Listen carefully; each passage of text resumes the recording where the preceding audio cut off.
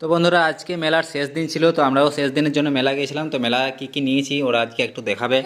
দেখে নাও কি কি নিয়েছে, দেখাও একটু আমাকে। জিনিস নিয়েছে দেখো, এই পুতুল, এই যে দেখতে পাচ্ছ, এই যে এগুলো নিয়েছে, এই যে মুঠি, আর এগুলো এক একটা 5 টাকা করে দাম। তো এগুলো 110 টাকার জিনিস নিয়েছে।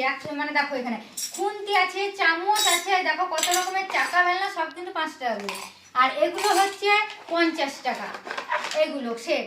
আর এইগুলো নিয়েছে আইসক্রিম টাইসক্রিম, এগুলো হচ্ছে 40 টাকা সেট। এই দেখো চাটার ফাঁকা ফ্রুটির বোতল কি এমন রয়েছে 40 টাকা।